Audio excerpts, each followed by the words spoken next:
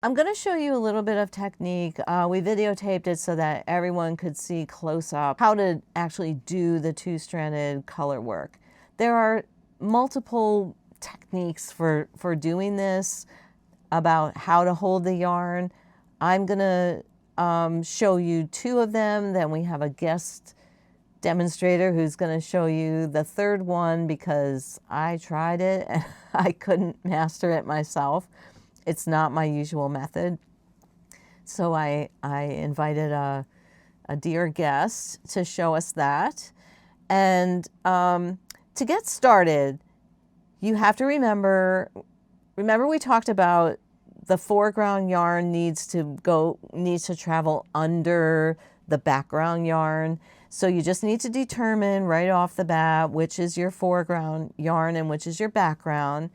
The background yarn is the one that you hold in your right hand for the two-handed method, and the foreground yarn is the one you hold in your left hand for the two-handed method, which is what I'm going to demonstrate right now, which is doing color work so that you have one strand in each hand. So one hand is throwing and the other hand is doing continental, and the foreground yarn, the color that makes the shapes, is going to be in the left hand.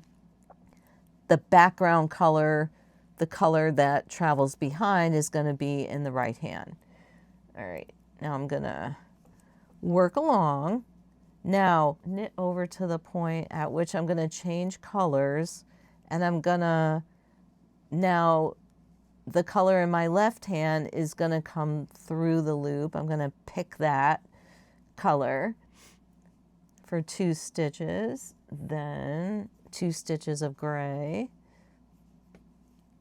then 2 stitches of brown. And I'm not the best color work knitter of all, so I still have to help myself with additional finger movements. What I have next is 7 background stitches in a row. So I'm going to need to catch my float because 7 is a little too long to go without catching a float. So to catch a float, I'm going to, when I begin knitting my next stitch, I'm going to pass the needle under the unused color in the back, knit through. I'm only going to knit through with the working color, and the spare color, the unused color, is going to sit there behind, but it's going to be caught in the back of the stitch, and that helps to keep the floats from floating too far and snagging on your rings or your fingers. So as you can see, I'm picking this, and I'm helping myself with my middle finger. So you can do that too. Whatever gets you down the road with this stuff. So you may be very proficient at carrying your yarn in the right hand, and you don't need to do that. So let's see.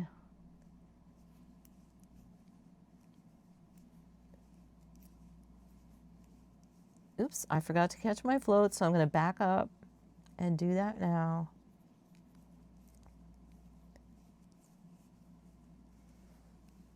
So nice and slow, I'm going to pick 2 stitches, then 2 stitches in background color. Now the yarn that's in my right hand is always ending up below, underneath the gray yarn. So the gray yarn is running along the top, and the brown yarn runs underneath. And you can see my whole piece has very nice even floats, like they're all, the background color is always on top of the foreground color. And I guess the mechanics of this is that if the background color goes over the foreground color, it helps to push those stitches to the front of the fabric, and helps make them more prominent. So the foreground stitches are slightly, they protrude slightly from the fabric, while the background stitches recede a little bit from the fabric by virtue of handling your yarn that way. So that's the two-handed method. Now, there are two one-handed methods that I can show you too. This is the one I can't do that we're going to have a guest demonstrator for. This is where two strands are held in the left hand like this, and you alternately pick from one or the other, which I'm really bad at. And so my friend Sherry is gonna demonstrate that for us. So Anne asked me to show you how I hold my yarns for color work. This is how I hold my yarns when I'm knitting with two colors. I'm a continental knitter, so normally I hold my yarn in my left hand and knit this way. But when I'm holding two yarns, I still hold them both in my left hand, but I hold them differently. I hold both together between my last two fingers, separate them with my middle finger, and put my index finger underneath both of them. There's a little space there that helps me choose the proper yarn when it's according to the pattern. For this project, I'm always keeping the white yarn lower or closer to the work, always. It's important to be consistent. So this pattern calls for a white stitch, and then two blue, two more white, and two more blue.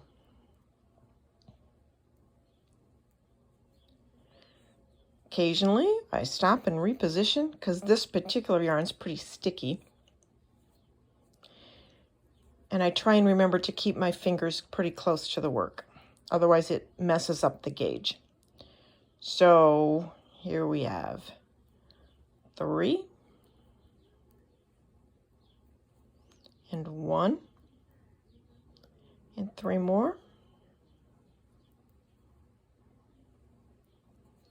And 1 more.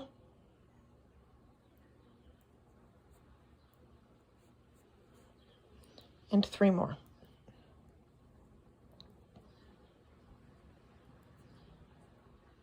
And that's how I do it. I hope that helps. Now, the third way that you can handle your colors is to work with just your right hand. And in this case, you want to work across the row so that, let's see, where am I now? I'm doing, I'm going to do background stitches in gray. And I like to drop my yarn to the front of the fabric when I'm supposed to be keeping it on top. So then that will stay on top. And then from underneath, I'm going to pull the contrasting color out. So now I'm going to drop that down in the back and pull the yarn from the background over the top of these brown stitches to knit my next few stitches. Now I'm going to drop that and pick up the brown. So this is totally acceptable. It's a little bit slower than holding your yarn in two hands or holding both strands in one hand. And I'm sure there's a way you could hold the yarn in the right hand so that you're only knitting like one color at a time, but I don't think I should attempt that and pass myself off that I have any kind of expertise, because clearly I'm bumbling it. Okay, I just want to circle back and talk about floats a little bit more, because while I did show you the float and how to catch it, in the previous segment, there is another situation for catching floats that I didn't show, and so I want to go over both of them again. So the point of catching floats is that when you have a long series of stitches, more than 5 usually, in one place, carrying the unused yarn behind the work for more than 5 stitches is going to cause a place where the yarn that runs behind will sag, or it could catch on your fingers or on your jewelry. And so you want to catch the float and pin it to the back of the work with a stitch. And so I'll show that. So again, one way to catch a float if you're working along with your background yarn is to catch the floating foreground yarn by just quickly picking up the foreground yarn, wrapping the background yarn around the needle, and pulling only the background yarn through the loop. And when you knit the next stitch, you'll see that the foreground yarn is now pinned against the back of the fabric under that stitch, but it is not showing on the front of the fabric. Now, there are going to be occasions where you're going to work more than 5 stitches in a row with the foreground yarn. This particular run is 6 stitches long, so I'm going to want to pin down my background yarn, which is floating.